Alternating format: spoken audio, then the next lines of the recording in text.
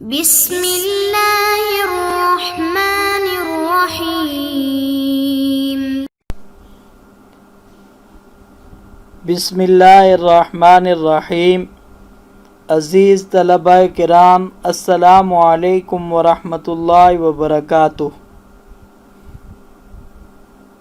آسان علم میراث کے سلسلے کا چوتھا سبق پیش خدمت ہے، جس کا عنوان ہے مبادیات علم میراث۔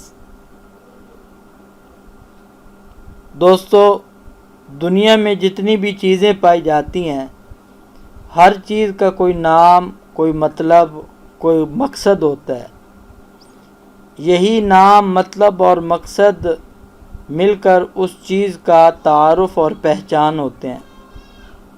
مثال کے طور پر پنکھا ہر جگہ چلتا ہے، تو اس پنکھا، جس چیز کو ہم پنکھا کہتے ہیں، اس کا بھی ایک نام ہے، اس کا بھی ایک کام ہے، اور اس کا بھی ایک مطلب اور مقصد ہے۔ تو یہی چیزیں مل کر اس کا تعارف بنتی ہیں۔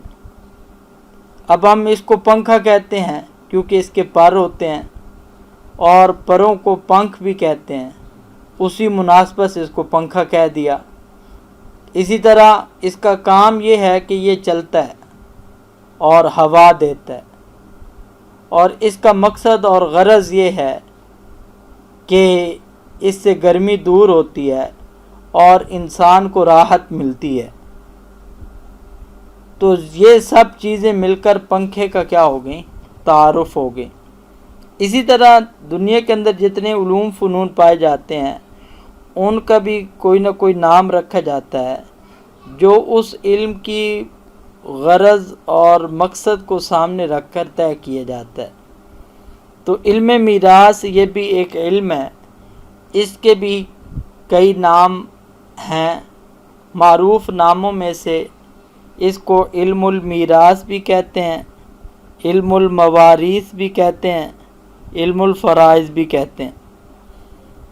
پہلے جو دونوں نام ہیں، ان دونوں کا جو مادہ ہے وہ ایک ہی لفظ ہے،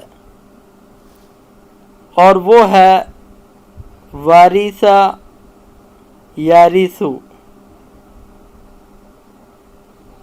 یہ عربی زبان کے جو ورڈز ہوتے ہیں، الفاظ، ان کے مختلف مجموعے ہوتے ہیں۔ تو ایک مجموعہ الفاظ ہوتا ہے، اس کو ہم حاسب یحسب کا باب کہتے ہیں۔ تو یہ علم میراث اور موارث، یہ دونوں لفظ جس مادے سے ماخوذ ہیں، وہ حاسب یحسب کے باب سے ہے۔ وارث یارث کے دو معنی آتے ہیں۔ نمبر 1، منتقل ہونا،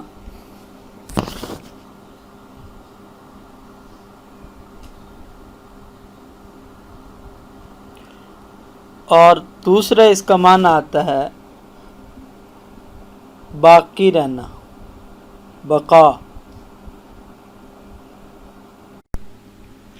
منتقل ہونے کا مطلب یہ ہے کہ کسی چیز کا ایک شخص سے دوسرے شخص کی طرف، یا ایک قوم سے دوسرے قوم کی طرف کسی چیز کا منتقل ہونا۔ وہ چیز علم ہو، مال ہو، یا بزرگی اور شرافت ہو۔ اس کی آپ دو مثالیں سمجھ سکتے ہیں۔ قرآن پاک میں اللہ رب العزت نے حضرت سلیمان اور داؤد علیہ السلام کا تذکرہ کیا، تو فرمایا کہ وَوَارِثَ سُلَیمَانُ داؤد۔ تو اب اس کے اندر ذکر کیا کہ سلیمان داؤد کے وارث ہوئے۔ تو اس کا مطلب یہ ہے کہ یعنی داؤد علیہ السلام کے جو بزرگی اور علم تھا اور نبوت تھی، وہ اللہ رب العزت نے حضرت سلیمان علیہ السلام کی طرف منتقل کر دی۔ اور اسی کے بارے میں علامہ قلبی رحمۃ اللہ علیہ جو معروف مفسر ہیں وہ یہ بات ذکر کرتے ہیں کہ حضرت داؤد علیہ السلام کے 19 بیٹے تھے، لیکن نبوت اور ملک کا جو وارث بنا وہ صرف اور صرف حضرت سلیمان علیہ السلام تھے، کیونکہ اگر یہ وراثت مال کی ہوتی تو سب بھائیوں کے درمیان مشترکہ تقسیم کی جاتی ہے، سب اولاد کے درمیان مشترکہ تقسیم ہوتی، لیکن صرف اور صرف حضرت سلیمان علیہ السلام کا وارث ہونا یہ اس بات کو بیان کرتا ہے کہ اس سے نبوت کی وراثت مراد ہے۔ اسی طرح دوسری آپ نظیر سمجھ سکتے ہیں کہ معروف حدیث ہے کہ جس میں العلماء ورثۃ الانبیاء، یہ معروف حدیث ہے، تو ہم اس کو بہت دفعہ کیا ہے کہ گفتگو کے اندر بھی سنتے ہیں۔ تو اب اس کے اندر کہ علماء انبیاء کے وارث ہیں، تو علماء کا انبیاء کا وارث ہونے کا مطلب یہ ہے یعنی کہ جو انبیاء کے علوم ہیں وہ علماء کی طرف منتقل کیے گئے ہیں، کیونکہ آگے اسی حدیث میں وضاحت آتی ہے فَإِنَّ الْأَنْبِيَاءَ لَمْ يُؤَرِّثُوا دِينَارًا وَلَا دِرْهَمًا وَإِنَّمَا وَرَّثُوا الْعِلْمَ، کہ انبیاء جو ہیں وہ درہم دینار کی وراثت نہیں چھوڑتے ہیں بلکہ وہ تو علم کا وارث بنا کے جاتے ہیں۔ اب ہم میراث کے دوسرے معنی کی طرف آتے ہیں جس کا معنی ہے باقی رہنا، بقا۔ تو اس کی نظیر اور مثال جو ہے وہ اللہ تعالیٰ کے اسماء حسنہ میں ایک نام آتا ہے الوارث۔ تو الوارث یہ اس کا معنی باقی رہنے والا، یعنی کہ ساری دنیا فنا ہو جائے گی، سب کچھ ختم ہو جائے گا اور صرف ایک ہی ذات باقی رہے گی اور وہ ذات اللہ کی ذات ہے۔ تو اسی وجہ سے اللہ تعالیٰ کا نام الوارث بھی ہے۔ تو دوستو اب رہ گئی بات کہ لفظ میراث کا اطلاق کس چیز پر ہوتا ہے۔ تو یہ یاد رکھیں کہ لفظ میراث کا اطلاق 4 قسم کے معنوں پر ہوتا ہے۔ کبھی تو اس کا اطلاق ہوتا ہے فعل کے اوپر۔ فعل کے اوپر ہونے کا مطلب یہ ہے کہ عرب اس کو بطور فعل کے استعمال کرتے ہیں، جیسے عرب کہتے ہیں کہ وارث فلان اباہو، کہ فلاں اپنے والد کا وارث ہوا۔ تو اب یہ وارث ورب ہے، فعل ہے، تو اس کے لیے بھی لفظ میراث کو استعمال کیا جاتا ہے، اور کبھی اس کا اطلاق علم میراث پہ کیا جاتا ہے۔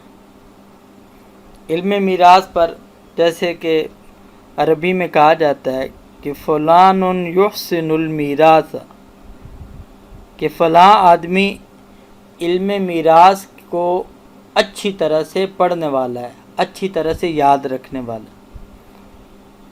تیسرا معنی ہے کہ کبھی علم میراث کا اطلاق ہوتا ہے اس میں مفعول کے معنی میں، یعنی کہ میراث موروث کے معنی میں استعمال ہوتا ہے۔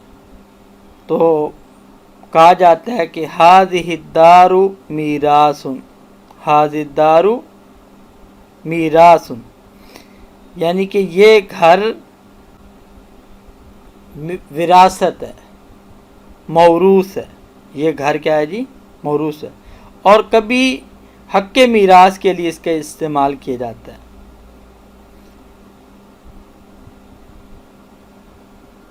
تو اس کا دوسرا جو اسم معروف ہے وہ علم الموارث۔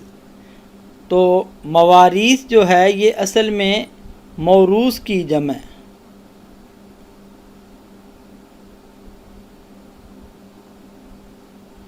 تو موروث کی جمع ہے موارث، تو اسی مناسبت سے اس علم کو علم الموارث بھی کہتے ہیں۔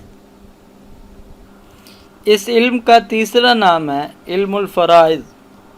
فرائض جو ہے یہ فریضہ کی جمع ہے۔ فریضہ کا معنی ہوتا ہے معین حصہ، کیونکہ فریضہ یہ فرض سے ہے، اور فرض کا معنی ہوتا ہے متعین کرنا۔ تو کیونکہ قرآن پاک کے اندر اللہ رب العزت نے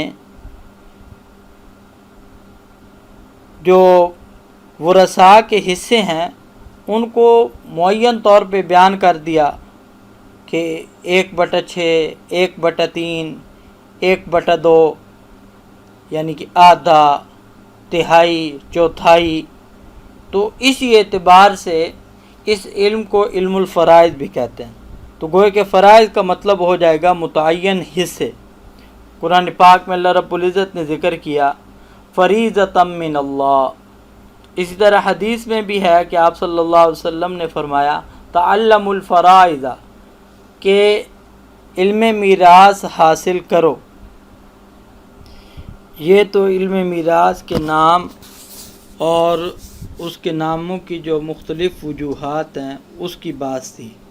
اب ہم آگے بڑھتے ہیں اور تعریف کی طرف آتے ہیں، ڈیفینیشن۔ تو آپ کو پتہ ہے کہ علم میراث کے اندر دو چیزیں ہیں، ایک میراث ہے اور ایک علم میراث۔ تو دونوں کی الگ الگ تعریف کریں گے۔ تو سب سے پہلے ہم میراث کی تعریف کرتے ہیں۔ تو میراث کی تعریف یہ ہے کہ میت سے کسی چیز کی ملکیت کا اس کے زندہ وارثوں کی طرف منتقل ہونا، اور وہ چیز چاہے مال ہو، جائیداد ہو یا کوئی حق ہو۔ اور علم المیراث کی تعریف یہ ہے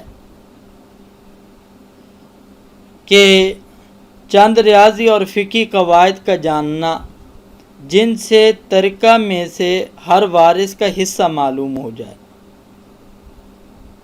یعنی کہ کچھ ریاضی کے ایسے قاعدے ہوں یا اسی طرح فقہی ایسے ضابطے ہوں کہ جن سے ہم ترکہ کی تقسیم کا طریقہ سیکھیں اور ہر وارث کو اس کا حق اس تک پہنچ جائے کہ ہر وارث کا کتنا حصہ بنتا ہے۔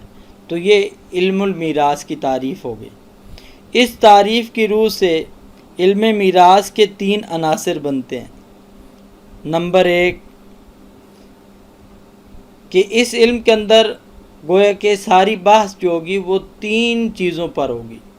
نمبر 1 وارث اور غیر وارث کو پہچاننا، یعنی اس چیز پر ہم بحث کریں گے کہ مرنے والے کے رشتہ داروں میں سے کون وارث ہے اور کون وارث نہیں ہے، کیونکہ رشتہ دار تو بہت سے ہوتے ہیں۔ دوسرا اس علم کا جو عنصر بنتا ہے وہ کہ جو وارث ہے تو اس وارث کا اب حصہ کتنا بنتا ہے، ترکہ میں سے وارث کا حصہ کتنا بنتا ہے۔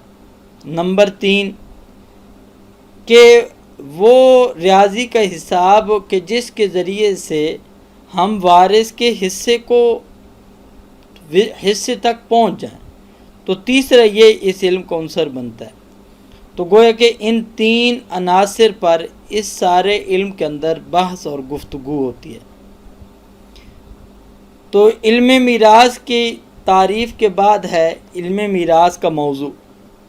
علم میراث کا جو موضوع ہے اس کے اندر ہم ورثاء کے مابین ترکہ کی تقسیم کیسے ہو، اس بات کو جاننے کے لیے ساری تگ و دو کی جاتی ہے۔